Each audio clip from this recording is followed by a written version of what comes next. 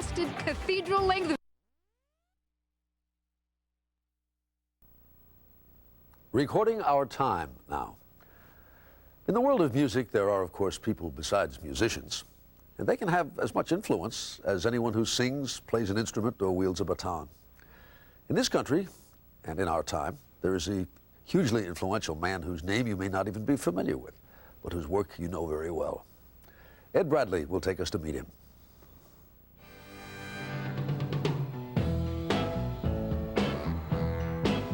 I'm gonna wait till the midnight hour.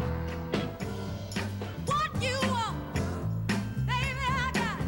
You need cool air, baby, I'm not fool. Music reflects the time. They say we're young and we don't know, we won't find out. As those times change, so does the music and the people who make it. Who will save your soul? But for 50 years now, one force has remained constant. AhmetERTEGUN, the founder and chairman of Atlantic Records, has seen and heard the changes and put them on the record. And this sculpture that's over here? I know AhmetERTEGUN as a friend and fellow board member for both Jazz at Lincoln Center and the Rhythm and Blues Foundation. He loves art, he loves people, he loves music. Which are you more passionate about, art I love this. or music? What? Art or music? Oh, music is, for me, by far the most satisfying experience.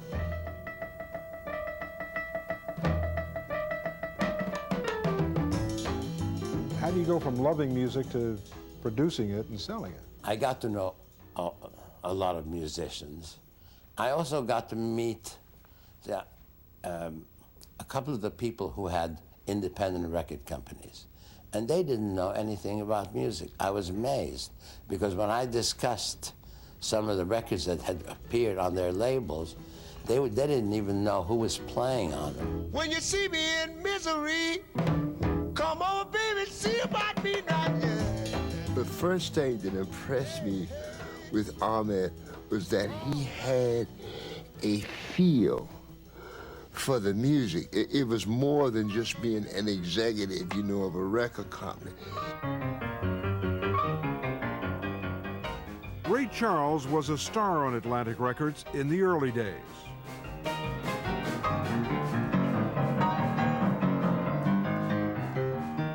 Or something like that. I can't even play it now. I mean, I was young and crazy and wild in those days. The band was jumping, the people too high. That song is Mess Around. The lyrics were written by AhmetERTEGUN when he and Charles were in a pinch for a song. Ertegun did whatever he had to do to get the music made. As opposed to today, most of these guys, and I mean, I hate to say it, but it's the truth. I mean, they're into the bottom line, and they don't know they know nothing about how to, they can't keep time to a waltz. I mean, or to a march. And the march is 1, 2, 3, 4.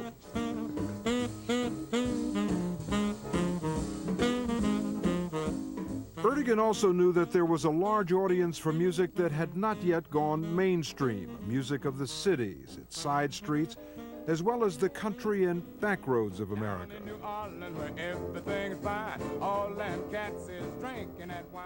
We know that there was a real American music underlying all of this, which is based on the blues, based on some of the hillbilly music, you know,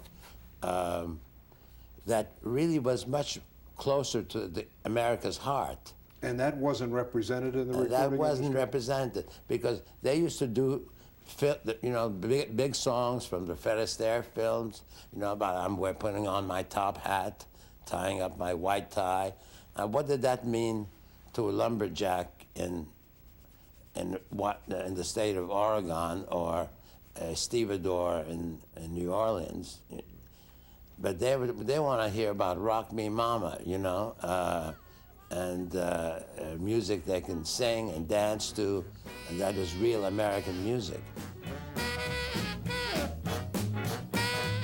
The son of a Turkish diplomat to the United States, AhmetERTEGUN arrived in Washington at age 12.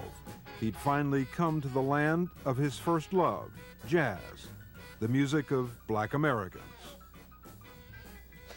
Ahmet, was there a lot of discrimination that you saw against artists in those days? It was hell. It was, forgetting how demeaning it was, it made life very, very, I mean, physically difficult to just to live, you know, because it was hard to find restrooms, hard to find a place where you could even take out a sandwich, you know. It was terrible.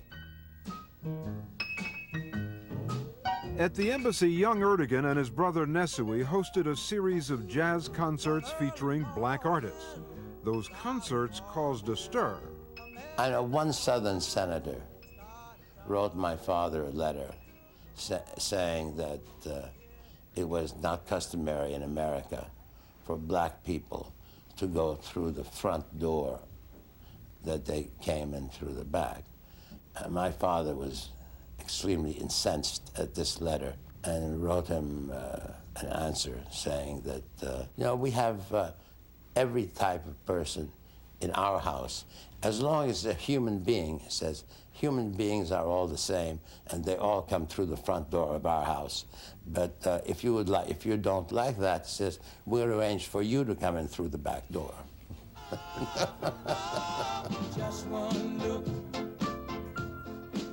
Ertegun was a pioneer in bringing what was then called race music into the mainstream. At first, he couldn't get his records played on white radio stations.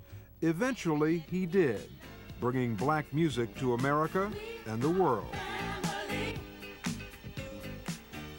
And today, Atlantic Records still produces new music by black artists. What do you think of rap music? I love it. I love rap music. I think it's taken the place of the blues. It's the expression of black people in America. I don't think that Americans should be shocked at the music as much as they should be shocked at what causes people to say some of the things that they say on records. It's getting to the point where I'm no fun anymore. He loved the ambiance. He loved going to clubs and bars and going to New Orleans and traveling down in the South. And it was mother's milk to Ahmet. Today, David Geffen is one of America's top entertainment moguls. He first worked with Ertegun when Geffen was just getting started in the late 60s, managing a new group called Crosby, Stills and Nash.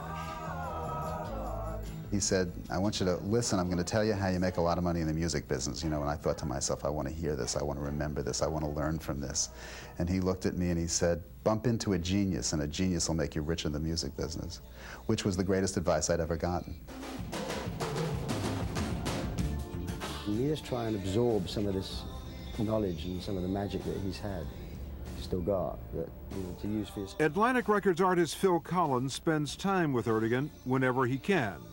It's a general thing, really. I mean, he's just a man who is sophisticated, elegant, charming, dirty, funky. You know, he's all those things.